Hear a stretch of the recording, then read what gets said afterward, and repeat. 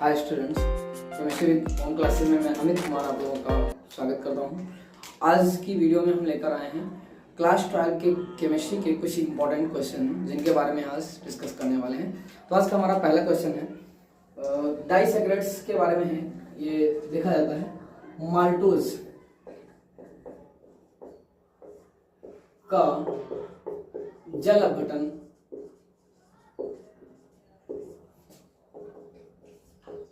करने पर कौन से मोनोसैकराइड्स बनते हैं? कौन से मोनोसैकराइड्स बनते हैं या प्राप्त होते हैं?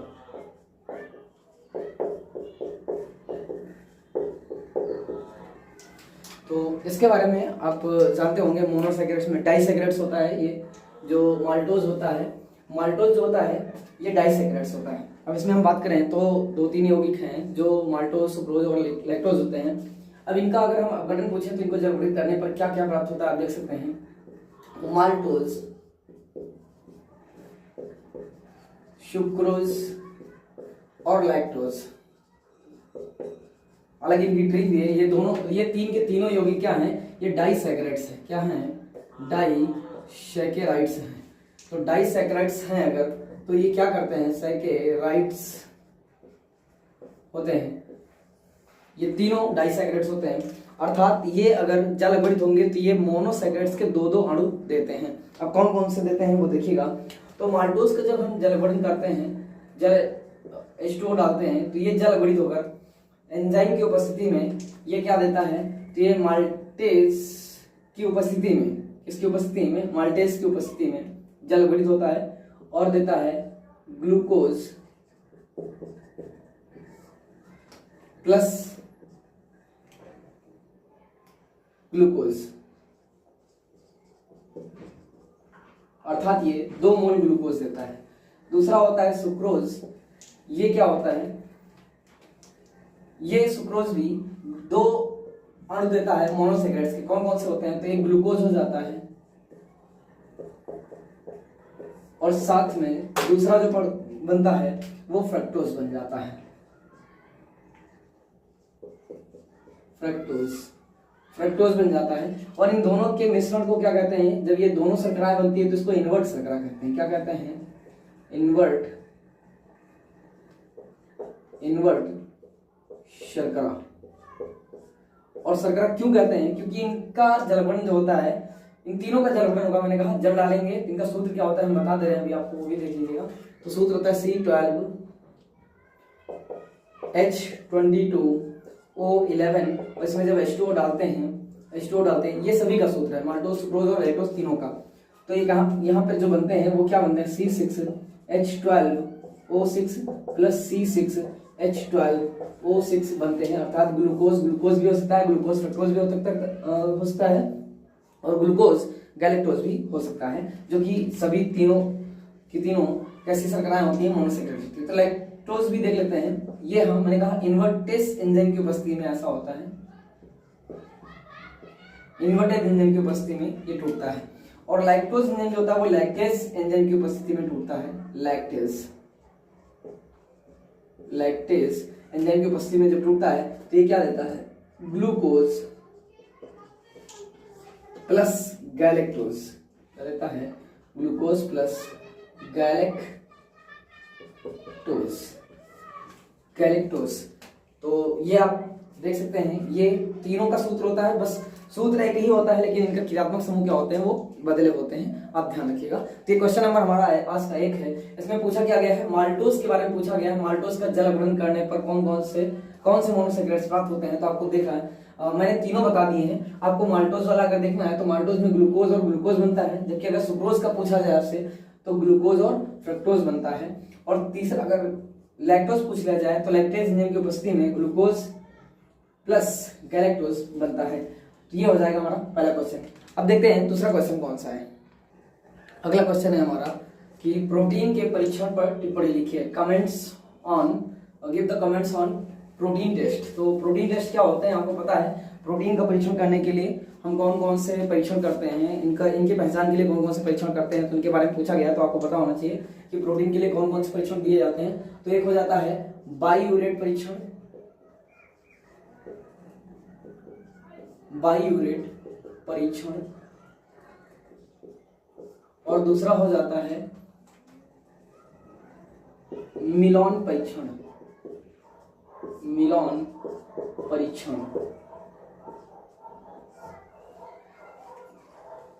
और तीसरा हो जाता है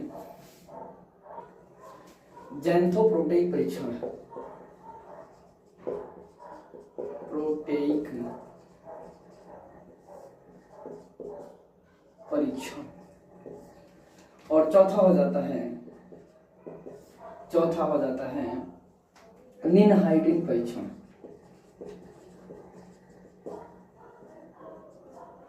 निनहाइडिन परीक्षण। तो इसमें अगर हम बात करें, पहला परीक्षण जो ज्यादा इंपॉर्टेंट होता है, हालांकि इंपॉर्टेंट सभी होते हैं, लेकिन बाईयूरेट क्या होता है, तो पहला जो हमारा होता है बाईयूरेट परीक्षण, बाईयूरेट परीक्षण। तो बाईयूरेट परीक्षण क्या होता है,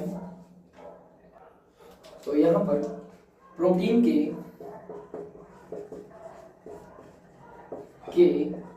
क्षारीय विलयन में, कैसा विलयन लेंगे, क्षारीय माध्यम में विलयन लेंगे, क्षारीय विलयन में कॉपर सल्फेट CuSO4 का अतितनु विलयन डालने पर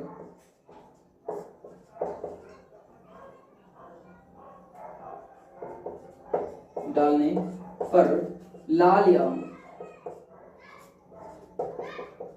बैंगनी रंग प्राप्त होता है।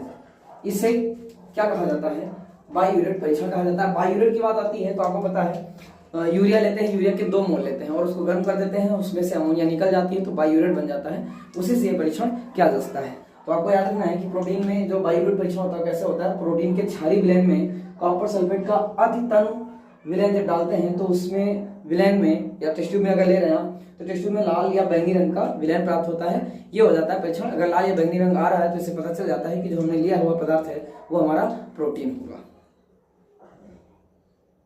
तो यहाँ पे दूसरा परीक्षण जो है हमारा, दूसरा कौन सा हो जाएगा, मिलान परीक्षण, इसको मिलान्स बोलते हैं, मिलान टेस्ट। तो इसमें क्या होता है, मिलान परीक्षण दूसरा नंबर है, मिलान परीक्षण। तो मिलान परीक्षण में मिलान अभिकर्मक लिया जाता है, और मिलान अभिकर्मक क्या होता है, तो नाइट्रिक अम्ल में नाइट्रस अम्ल के साथ अगर हम मर्क्यूरिक नाइट्रेट मिला देते हैं, नाइट्रस अम्ल मिलाएंगे नाइट्रिक अम्ल और उसको उठा के हम मिला देंगे उसमें क्या, मर्क्यूरिक नाइट्रेट, तो क्या होगा, लाल रंग का अवक्षेप, सफेद रंग का अवक्षेप बनता है जो गर्म करने पर कैसा हो जाता है, लाल हो जाता है। तो इसे क्या कहते हैं, मिलान परीक्षण कहते हैं। तो देखिएगा यहाँ पर क्या लेंगे, प्रोटीन के विलयन में, प्रोटीन विलयन में मिलान अभिकर्मक, मिलान अभिकर्मक मिलाने पर सफेद अवक्षेप बनता है जो गर्म करने पर लाल हो जाता है, लाल रंग देता है। कैसा रंग देगा, लाल रंग देता है। और ये परीक्षण जो होता है सिर्फ और सिर्फ ट्रिप्सिन एंजाइम, जहां पर ट्रिप्सिन प्रोटीन प्राप्त उपलब्ध होती है, उपस्थित होती है, वहीं पर किया जाता है। तो इसके लिए कौन सी जरूरी है, ट्रिप्सिन, कौन सी प्रोटीन होनी चाहिए, ट्रिप्सिन प्रोटीन के लिए इंपॉर्टेंट होता है, ये आपको ध्यान रखना है। बाकी ये होता क्या है तो आपको हम बता दें, इसमें जो मिलान अभिकर्मक की बात हुई है, मिलान अभिकर्मक क्या होता है इसके बारे में आप जान लीजिएगा।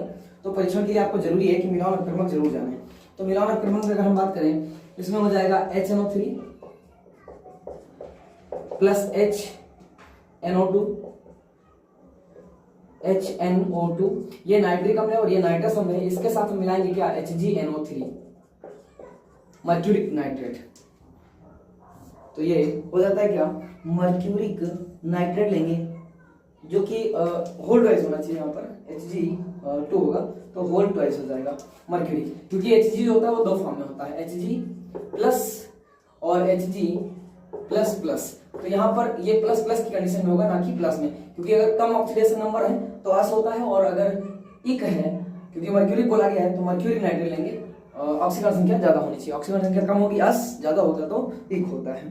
तो ये हो जाता है। इसके बाद बाकी परीक्षण आपके जैसे जेंथोप्रोटेइक परीक्षण है, इसको देख लेते हैं।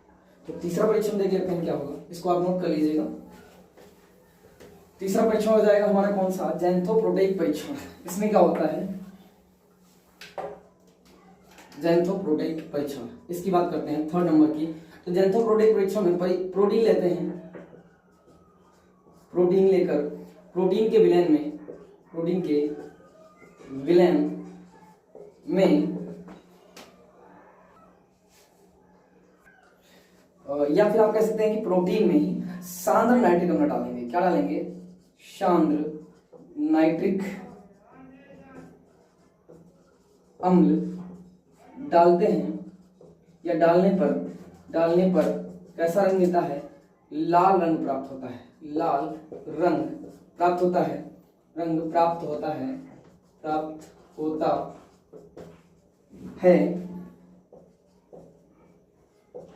जो क्षारीय माध्यम में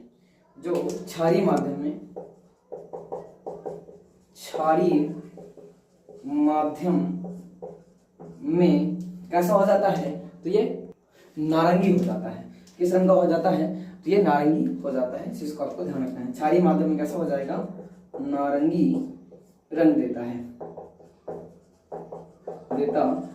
तो आप देख सकते हैं कि प्रोटीन के विलयन में अगर सांद्र प्रोटीन का विलयन ले लें, प्रोटीन में ही हम कह लें सीधे ये के विलयन हटा देते हैं, तो प्रोटीन में अगर सांद्र नाइट्रिक अम्ल लेते हैं और इसको डालने पर लाल रंग प्राप्त होगा, और जो प्राप्त विलयन लाल रंग का है, अगर इसमें क्षारीय माध्यम ले लिया जाए और क्षारीय माध्यम में कैसा होगा, फिर ये नारंगी रंग दे देता है। इस चीज को आपको ध्यान रखना होता है।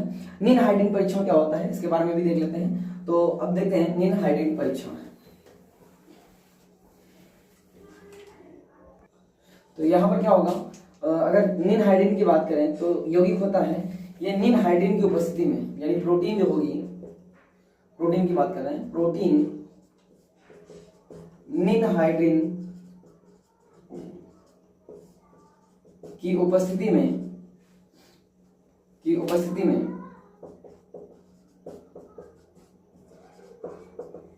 कैसा रंग देगी, तो आपको ध्यान रखना है, नीले या बैंगनी रंग का विलयन देते हैं, या नीला या बैंगनी रंग देते हैं।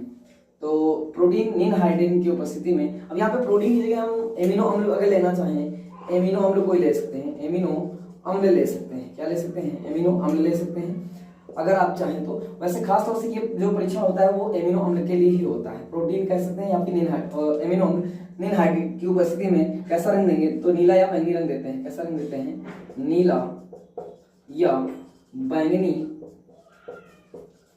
रंग देते हैं, ये आपको ध्यान रखना है। तो ये बात आपको ध्यान रखनी है, या तो आप यहाँ पे प्रोटीन ले सकते हैं या फिर एमिनो अम्ल ले सकते हैं। तो ये चारों परीक्षण हो जाते हैं किसके, प्रोटीन के। कौन कौन से होते हैं, तो आपको याद रखना है, बायोरेट परीक्षण, मिलॉन परीक्षण, जेंथोप्रोटोइक अम्ल और प्रोटेइक परीक्षण और निन हाइड्रिन परीक्षण। अब बढ़ते हैं अगले क्वेश्चन की ओर। तो अगले क्वेश्चन के रूप में है, इसे क्रिया में दिया गया है या फिनॉल दिया गया है। क्या दिया गया है, फिनॉल दिया गया है, और फिनॉल को 3H2 के साथ क्रिया करवाया गया है। 3H2 है, ये कितने H2 हैं, तो 3H2 दिए गए हैं, और NI उत्प्रेरक के साथ में इसको क्या किया गया है, 200 डिग्री सेल्सियस पर गर्म किया गया है। तो फिनॉल जब अपचयन करता है, ये अपचायक है, NI जो होते हैं, NIPT PD जो होते हैं वो अपचायक होते हैं, आपको पता है, हाइड्रोजन ऐड करते हैं। और यहाँ पर क्या होगा, ये पाई बॉन्ड जो दिख रहा है ये टूट जाएंगे, और जब एक पाई बॉन्ड टूटेगा तो यहाँ पे आपको पता है कार्बन होते हैं, फिनॉल कार्बन रखता है, कितने कार्बन रखता है, C6 आप देख सकते हैं, C यहाँ पर क्या है, OH लगा हुआ है, ये आप देख सकते हैं, यहाँ पे कार्बन लगे हुए हैं, और ये कार्बन जो होते हैं कितने कितने बॉन्डों से जुड़े हुए हैं, तो 2 बॉन्ड यहाँ पर हैं, 2 यहाँ हैं और 2 यहाँ पर हैं, ऊपर OH लगा हुआ है, बाकी सभी H से लगे होते हैं। आप अच्छे से देख लीजिएगा, ये H है, ये H है, ये सारे के सारे H लगे होते हैं। अब यहाँ पे अगर हम बात करें, अगर आप 3H2 डाल रहे हैं, कितने 3H बॉन्ड H, अगर हम ऐसे चाहें तो ऐसे भी लिख सकते हैं। और इसको 200 डिग्री सेल्सियस पर क्या किया गया है, गर्म किया गया है Na के साथ में, तो Na डाला है और 200 डिग्री सेल्सियस पर क्या किया गया है, गर्म कर दिया गया है। तो ये बॉन्ड टूटेंगे हाइड्रोजन के और यहाँ से पाई बॉन्ड टूट जाएंगे, सारे के सारे पाई बॉन्ड टूट जाएंगे। तो आपको पता है कार्बन कितने बॉन्ड बनाता है, कार्बन चतुस्संयोजकता रखता है, कितनी रखता है, तो यहाँ देख सकते हैं आप 3 बॉन्ड बना रहा है प्रत्येक कार्बन यहाँ पर। अगर ये बॉन्ड टूट जाता है तब, और ये बॉन्ड जब टूट जाएगा तो प्रत्येक कार्बन को एक एक और हाइड्रोजन मिल जाएगा। 2 यहाँ आ गए, 2 इसी तरह से यहाँ पर आ जाएंगे, 2 इसी तरह से यहाँ पर हाइड्रोजन लग जाएंगे। तो इस तरह से ये क्या बन जाएगा, एक प्रकार से बॉन्ड टूट जाएंगे और ये रिंग बन जाएंगे। ये जो डबल बॉन्ड है सारे के सारे क्या हो जाएंगे, हट जाएंगे यहाँ से, सारे के सारे। यहाँ पर OH रहेगा, सब पर HH लग जाएंगे और प्रत्येक कार्बन पर अभी आप देख सकते हैं पाई बॉन्ड क्या हो जाएंगे, हट जाएंगे और कार्बन जो है वो एक एक एक्स्ट्रा बॉन्ड हाइड्रोजन से बना लेता है। अर्थात ये जो बन जाएगा स्ट्रक्चर, इसको कहेंगे क्या हम, साइक्लोहेक्सेनॉल। इसको क्या बोलते हैं, साइक्लोहेक्सेनॉल।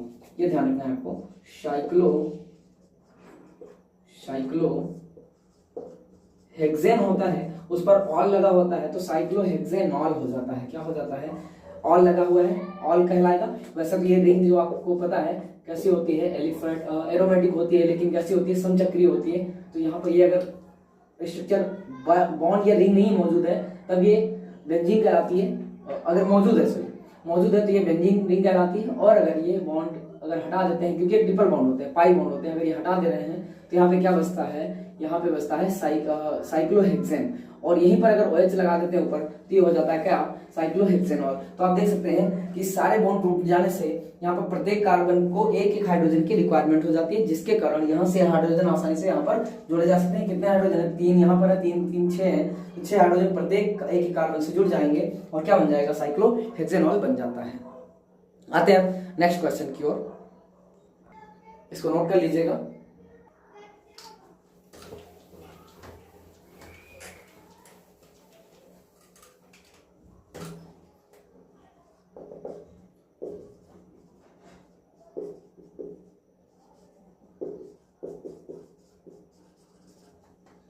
रसिक प्रक्रम क्या होता है, रसिक प्रक्रम।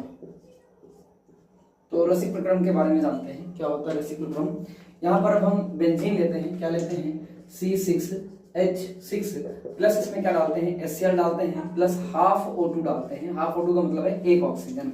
अब जब इतना करेंगे तो इसको हम 250 डिग्री सेल्सियस पर क्रिया करवाते हैं, कितने पर, 250 डिग्री सेल्सियस पर गर्म करते हैं, किसके साथ, तो क्यूप्रिक क्लोराइड यानी CuCl2 और या फिर यहाँ पर ले सकते हैं FeCl3 फेरिक क्लोराइड या क्यूप्रिक क्लोराइड के साथ हम गर्म करेंगे किसको, बेंजीन को HCl के साथ और हाफ O2 यानी वायु के साथ। ये वायु हो जाती है और ये बेंजीन हो जाती है, बेंजीन, और ये हाइड्रोक्लोरिक अम्ल आप जान सकते हैं। जब इसको क्या करवाएंगे तो क्या बन जाता है, ये क्लोरीन जो होती है यहाँ पर जुड़ जाती है, ये हाफ O2 अर्थात अगर half O2 O bond O है और ये कितना है, आधा है, तो ये कितना बचेगा, आधा, ये कितना हो जाएगा, O हो जाएगा, अर्थात O और एक H ये और एक H यहाँ से आ जाएगा, तो H2 और एक ये O मिलकर क्या बना लेंगे, H2O बना लेते हैं। क्या बना लेते हैं, H2O बना लेंगे।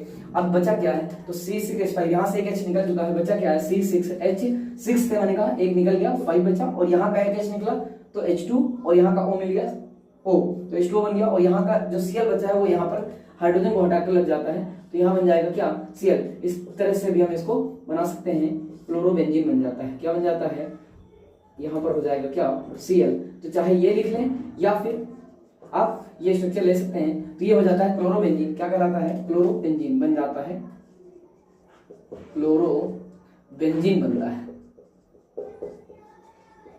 क्लोरोबेंजीन बनता है। अब इसको अगर हम क्या करें, क्लोरोबेंजीन को उठाएं, C6H5Cl को लें और साथ में इसको H2O के साथ हम क्या कर दें, 450 डिग्री सेल्सियस पर क्या कर दें, गर्म कर दें, तो आसानी से क्या बन जाएगा, हमारा जल बन जाता है। यानी H यहाँ का, ये आपको पता है जल टूट जाता है किसमें, H प्लस में और OH माइनस में, और यहाँ से क्या हो जाएगा, Cl निकल जाएगा, Cl जाएगा माइनस में, कार्बन यहाँ का रिंग जाएगा प्लस में, तो ये प्लस माइनस वाला प्लस पर और प्लस वाला माइनस के साथ निकल जाएगा।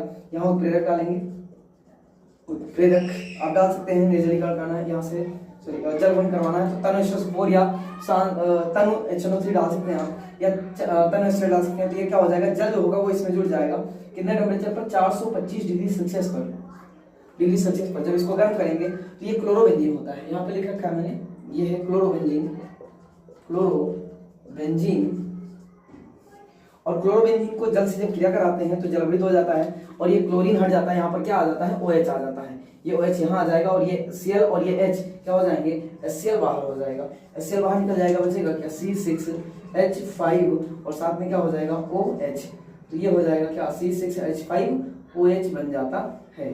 तो ये हो जाता है क्या, फिनॉल बन जाता है। तो फिनॉल की क्रिया बना सकते हैं, फिनॉल बना सकते हैं इस क्रिया से, इसको हम क्या कहते हैं, रेसिप्रोक्रम। तो ये प्रोसेस हमारी रेसिप्रोक्रम कहलाती है। बाकी से आप बेंजीन से फिनॉल भी कह सकते हैं, बेंजीन से क्लोरोबेंजीन भी कह सकते हैं, या क्लोरोबेंजीन से भी आप फिनॉल बना सकते हैं। तो यहाँ पे आपकी कई क्रिया देख सकते हैं, आप इसको नोट कर लीजिएगा। अब बढ़ते हैं आगे, इसके अगला क्वेश्चन हमारा हो जाएगा क्या, क्वेश्चन नंबर, ये रेसिप्रोक्रम था आपने देख लिया। अब अगली क्रिया ही है जो कि क्वेश्चन के रूप में है। 6 नंबर क्वेश्चन हो जाएगा हमारा, कौन सा नंबर हो जाएगा, 6 नंबर क्वेश्चन हो जाएगा। तो इसमें दिया गया है क्यूमीन का ऑक्सीकरण करना है, क्यूमीन का ऑक्सीकरण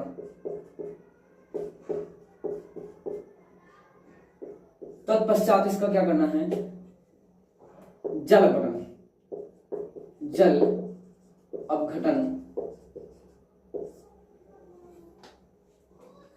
यहाँ पे की कर लीजिएगा, क्यूमीन की ऑक्सीकरण तथा जल अपघटन की अपक्रिया दीजिए, की अपक्रिया दीजिए। तो क्या होती है क्यूमीन, क्या होता है, पहली बात तो इसको हम जाने। तो आपको पता है बेंजीन रिंग होती है C6H5 और ये जुड़ी होती है किससे, CH, और इधर क्या हो जाएगा, CH3 हो जाएगा, और इधर भी क्या हो जाएगा, CH3 हो जाएगा। तो अगर बेंजीन के ऊपर, अब आप ऐसे भी बना सकते हैं, क्यूमीन को बेंजीन रिंग बनाएं और इसके ऊपर क्या लगाएं, पहले CH लगाएं, फिर इधर CH3 लगा दें, या फिर इधर लगा दें, और या फिर इधर लगा सकते हैं, इस साइड या इस साइड किसी एक तरफ लगाएं, क्योंकि इसकी चतुस्संयोजकता देखी जाती है। तो आपको पता है एक बॉन्ड इधर हाइड्रोजन से बन रहा है, एक नीचे रिंग से बन रहा है, एक CH3 से बन रहा है, तो एक CH3 बचा हुआ है, एक बॉन्ड और बन जाएगा। चाहे इधर लगा दीजिए CH3, आप ऐसे कर सकते हैं, या आप ऊपर लगा सकते हैं, कोई भी तरीका आप देख सकते हैं। अब इसको करना क्या है, इसका ऑक्सीकरण करवाना है। क्या कराना है, ऑक्सीकरण कराना है। तो आप चाहे इस रिंग से बना लीजिए या फिर इस स्ट्रक्चर से, C6H5 मैंने लिखा हुआ है, देख लीजिएगा। तो यहाँ पे करवाएंगे इसका हम क्या, ऑक्सीकरण करवाएंगे, O2 डालेंगे। O2 डालेंगे तो ये वाला जो H है ये रिप्लेस होकर इसमें 2 ऑक्सीजन आकर बैठ जाएंगी, तो ये यौगिक बना लेगा क्या, हाइड्रोक्सी ग्रुप ले लेता है। क्या ले लेता है, तो ये रहेगा C6H5C और ऊपर CH3 है और इधर सामने भी CH3 है। अब यहाँ पे जो O2 आई है, ये O2 इस H के साथ जुड़ जाएगी, यहाँ पर O बॉन्ड OH और ये पेरोक्साइड बॉन्ड एक तरह से बन जाता है। अब जब ये पेरोक्साइड बॉन्ड बन जाएगा तो इसका हम क्या करवाएंगे, जल अपघटन करवा देते हैं। तो इसका हम आगे जल अपघटन इस तरह करवा रहे हैं। जल अपघटन के लिए आप H+ लिख सकते हैं, या H2O लिख सकते हैं, या फिर H3O+ लिख सकते हैं, या फिर मैंने कहा 2H2O भी लिख सकते हैं। ये आप चारों प्रोसेस कोई भी लिखी मिल सकती है, यहाँ पर जल अपघटन की बात ही होती है। आप चाहे 2 मोल जल डालें, हाइड्रोजन आयन डालें, या जल 1 मोल डालें, या फिर हाइड्राइड आयन भी डाल सकते हैं, सॉरी हाइड्रोनियम आयन भी डाल सकते हैं। अब ये जब होगा तो ये टूट जाएगा, और टूटेगा तो क्या होगा, ये जल बढ़ित होकर क्या होगा, ये OH पार्ट इस रिंग के साथ जुड़ जाएगा, अर्थात ये बॉन्ड यहाँ से टूट जाएगा और ये बॉन्ड यहाँ से टूट जाएगा। ये कार्बन अपना बॉन्ड यहाँ से टूट चुका है, बेंजीन रिंग से तोड़ चुका है, और ये ऑक्सीजन इधर से बॉन्ड तोड़ चुका है OH से, तो OH जाएगा इस रिंग पर लग जाएगा। यहाँ पर क्या बन जाएगा, C6H5 और ये OH इस पर आकर जुड़ जाएगा, क्या हो जाएगा, OH हो जाएगा, ये बन जाएगा फिनॉल। क्या बन जाएगा, फिनॉल बन जाता है। और यहाँ पे जो बचा हुआ है CH3CO ये ऑक्सीजन का बॉन्ड इधर टूटा, ये कार्बन का बॉन्ड इधर टूटा, तो कार्बन और ऑक्सीजन आपस में एक बॉन्ड स्वयं से ही बना लेंगे, क्योंकि इसका बॉन्ड इधर टूट गया तो ये भी रिक्वायरमेंट रखता है 1 इलेक्ट्रॉन लेने की, और ये भी 1 इलेक्ट्रॉन इधर तोड़ चुका है, बॉन्ड तोड़ चुका है, तो ये इधर आपस में बॉन्ड बना लेगा। तो ये बना लेगा क्या, CH3C double bond O bond CH3। तो तो ये हो जाता है क्या, एसीटोन हो जाता है। तो आप देख सकते हैं कि क्यूमीन से हमने क्या बना लिया, क्यूमीन से हम बना सकते हैं एसीटोन भी बना सकते हैं और साथ ही साथ हम फिनॉल भी बना सकते हैं। तो ये एसीटोन बनाने की प्रोसेस में भी पूछी जा सकती है क्रिया और फिनॉल बनाने की क्रिया में भी पूछी जा सकती है। इंपॉर्टेंट क्रिया है, आप नोट कर सकते हैं। तो इसको आगे पढ़ते हैं, लेकिन अगला क्वेश्चन हमारा है, इसको आपने नोट कर लिया होगा। हम आगे बढ़ रहे हैं। ईथर के प्रकार, ईथर कितने प्रकार के होते हैं उदाहरण द्वारा आपको बताना है। तो ईथर के प्रकार उदाहरण द्वारा समझाइए। तो ईथर के प्रकार क्या होते हैं, आपको पहली बात तो ये पता होना चाहिए। अगर हम आंसर की बात करें तो ईथर के क्या होते हैं, ROR सूत्र के जो यौगिक होते हैं वो क्या कहलाते हैं, ईथर होते हैं। ईथर होते हैं, मैंने कहा ROR सूत्र के यौगिक जो होते हैं क्या कहलाते हैं, ईथर होते हैं। R क्या होता है, एल्किल समूह होता है, एल्किल समूह होता है। और ये वाला भी एल्किल हो सकता है। बात आती है यहाँ पर 2 R हैं तो ये सेम भी हो सकते हैं और डिफरेंट भी हो सकते हैं। जब सेम होते हैं तो R इधर लिखा है तो मैंने R इधर भी लिख दिया। अगर डिफरेंट है तो एक को R लिख दो और एक को R डैश लिख सकते हो। अब बात आती है ईथर के प्रकार कितने होते हैं, तो ईथर 2 प्रकार के होते हैं। तो ईथर कौन कौन से प्रकार होते हैं उनको भी देख लेते हैं। और इनका सामान्य सूत्र भी आप जानते हैं, इनका आईपीसी नाम आपको पता होगा, एल्कोक्सी एल्केन होते हैं और CnH2n प्लस 2O होते हैं। इनका सामान्य सूत्र होता है CnH2n प्लस 2, तो ध्यान रखिएगा। और एक O होता है। तो अगर हम बात करें जैसे लिखना चाहें CH3, इसका एक सामान्य सूत्र देख लेते हैं, CH3O अगर इसकी बात करें तो यहाँ कार्बन कितने हैं आपको पता है, 2 हैं, तो C2H कितने हैं, 6 हैं, तो H 2 गुने से यानी 2n से 2 अधिक है और एक ऑक्सीजन होता है। ये सामान्य सूत्र इसका होता है। मैंने कैसे किया, मैंने एग्जांपल मान लिया कार्बन कितने हैं, 2 हैं, तो CN, मैंने कहा CnH, यहाँ पे N ले लेते हैं, यहाँ 2 रखेंगे तो आपको पता चल जाएगा, इसका सूत्र बन जाएगा। सामान्य सूत्र क्या होता है आप देख सकते हैं, CnH2n प्लस 2O, अर्थात कार्बन अगर हम 2 मान लें तो ये सूत्र हमारा बनकर आ जाएगा क्या, ये आप सूत्र देख सकते हैं। कार्बन कितने हैं, अगर N बराबर 2 मान लें तो C 2 है, H कितने हैं, 2 गुने से 2 ज्यादा है, यानी इसको 2n करना है तो 2 है, तो 2 दूना 4 हो जाए, 2 गुणे 2 प्लस क्या करना है, इसमें 2 ऐड कर देना है और ये ऑक्सीजन लगा देना, तो हो जाएगा क्या, C2H 2 दूना 4 2 6 H6O हो जाएगा। और ये सूत्र आपको दिख रहा है, यहाँ C2 है, H6 है और एक O है, तो ये आपको मिल जाएगा। अब बात आती है ईथर के प्रकार कितने होते हैं, तो ईथर 2 प्रकार के होते हैं। ईथर 2 प्रकार के होते हैं,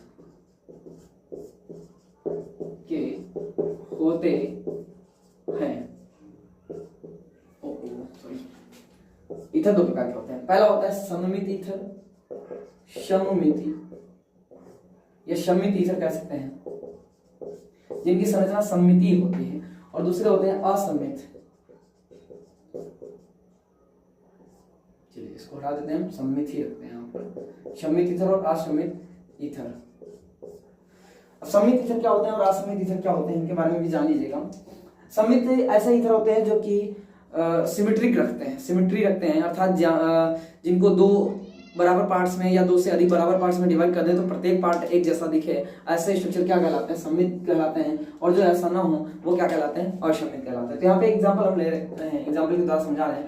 सम्मित ईथर क्या होते हैं, तो CH3O CH3, तो यहाँ पे आप देख सकते हैं इधर जो समूह लगा हुआ है वही सेम इधर लगा हुआ है। इसको बोलते हैं डाई मेथिल ईथर या मेथॉक्सीमेथेन बोलते हैं, इसको बोलेंगे डाई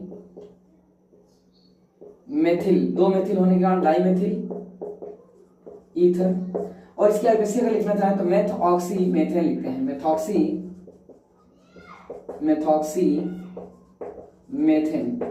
मेथेन हो जाता है। तो ये पहला एग्जांपल बन जाता है। और दूसरा हमारा हो जाएगा क्या, इसी का एग्जांपल लेते हैं C2H5। यहाँ पे एल्किल समूह कौन सा लिया गया, R के स्थान पर मेथिल लिया गया है, CH3 लिया गया है, जबकि यहाँ पर मैंने अभी यहाँ लिया है ये C2H5O C2H5, ये डाई एथिल ईथर हो जाता है। क्या हो जाता है, डाई एथिल ईथर,